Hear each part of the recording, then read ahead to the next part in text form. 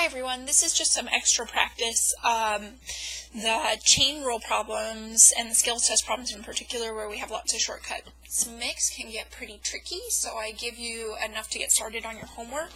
But in a face-to-face class, I generally have people work on this in groups so they can really get at picking apart what rules to apply first.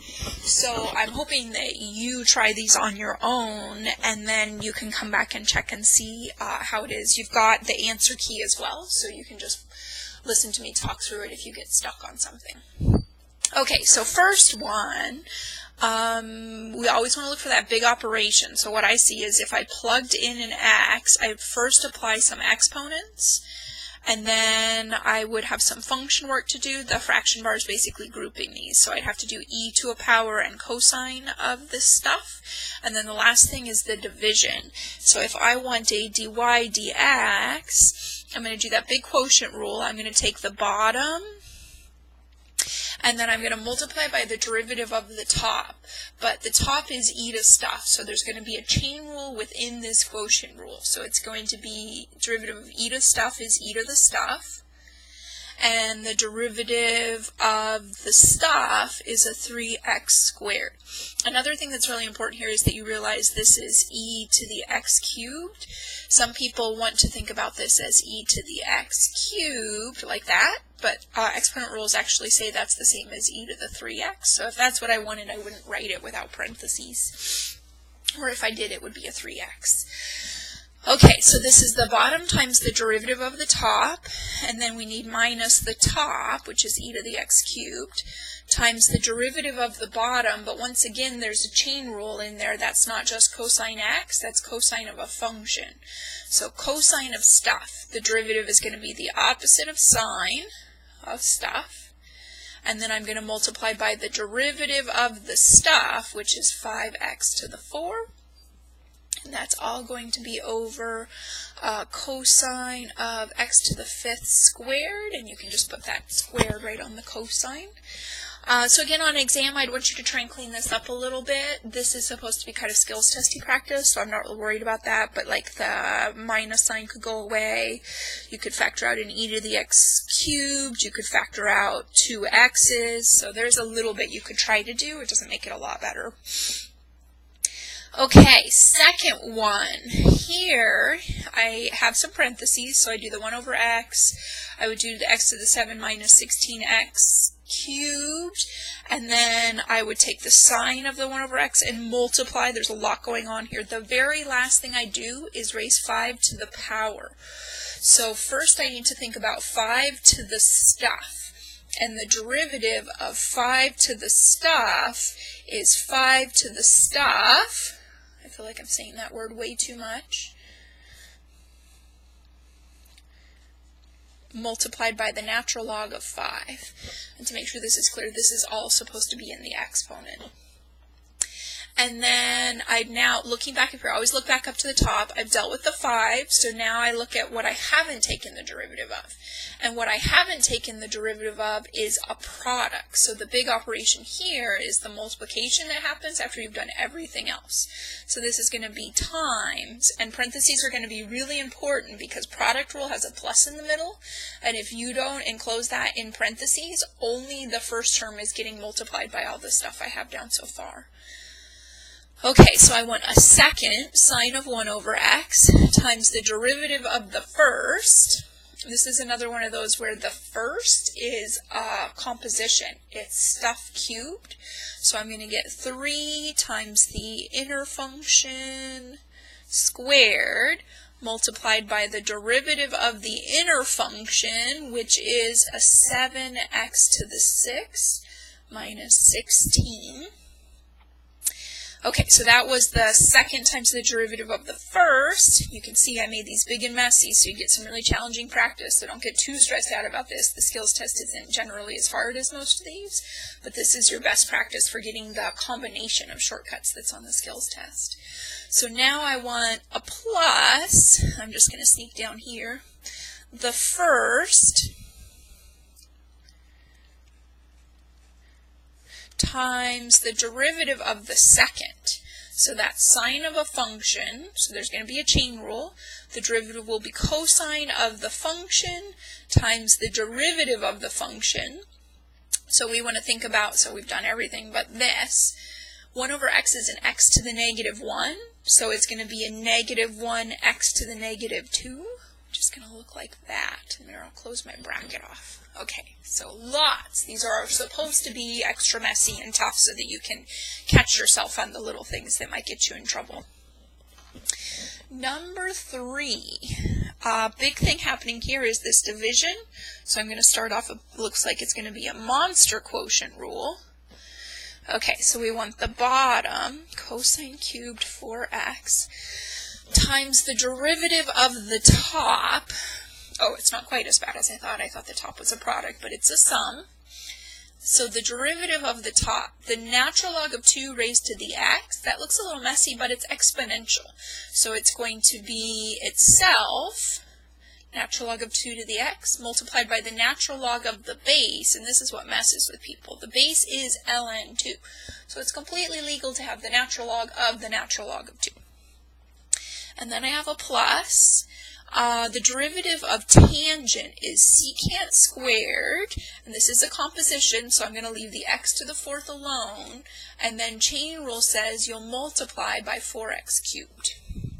Oh geez, running out of room quick. And then it's minus the top, ln 2 to the x plus tangent x to the 4th, times the derivative of the bottom, which is definitely not going to fit. Okay, so the bottom, this is a really good one. People make a lot of mistakes with this, and I actually think it's more about not understanding the notation of powers on trig functions than actually not understanding derivative shortcuts. So I just want you to be really clear that when I wrote cosine cubed x, what I was telling you was that you should take the cosine of 4x and then cube it. So what should happen here is first a power rule. So stuff cubed, which will give you 3 times this stuff squared, multiplied by the derivative of stuff. So the derivative of cosine is a minus sine 4x. Oh geez, I still don't have enough room. And then there's one last chain in there. We've taken the derivative of cosine, but not of 4x, so we're going to multiply that by 4. Let's sneak it out in front. Okay, so that was bottom, derivative of the top, minus the top times the derivative of the bottom. Pretend that all fit on one fraction. And that should be over cosine 4x cubed squared, which is cosine to the 6th 4x. Okay. Number 4. Number 4, the big operation here, so we have parentheses, we have functions to apply, powers to apply. The big operation is that multiplication. So we're going to get the second, which is a tangent, and I'm thinking about this as x to the 1/7, so I'm just going to write it that way from the beginning. And I'm thinking about this as 18x cubed to the 1/2. People make a lot of mistakes with not realizing there's a parenthesis there, and an x to the 1/4, and that's all to the 74. Okay, so there's the second. The derivative of the first. Okay, so there's going to be a chain on this. The 74 will come down. There's an 18x cubed raised to the 1/2 power minus an x to the 1/4, and that will all be to the 73rd. Okay, so I've dealt with the 74th power. I have not dealt with any of the inside stuff, so I'm going to give this a bracket. If I have 18x cubed to the 1/2, there is another chain hidden in here. So I'm going to have 1/2 of 18x cubed to the negative 1/2.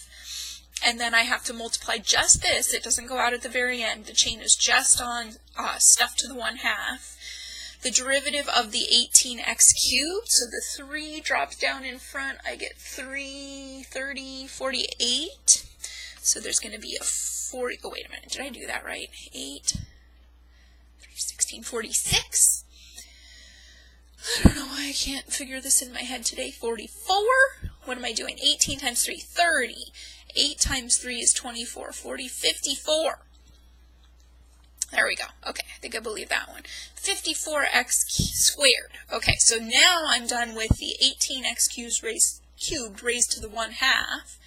I need to subtract off a 1/4 x to the negative 3/4. Oh my goodness, these are so long. Okay, so that's the second times the derivative of the first.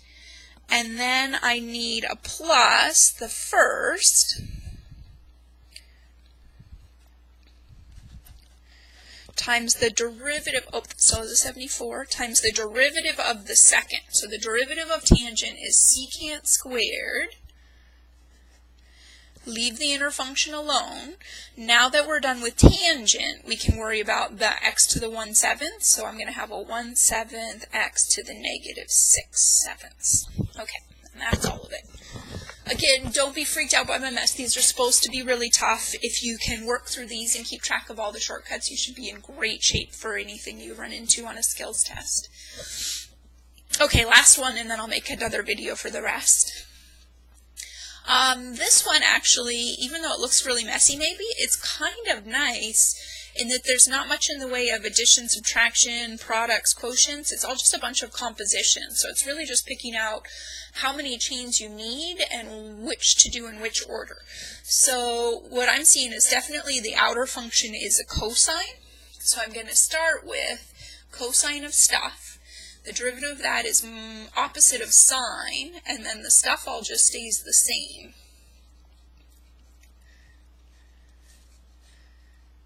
Tangent, I get enough parentheses, I think so. Okay, so now, keeping track up above, I've dealt with the cosine.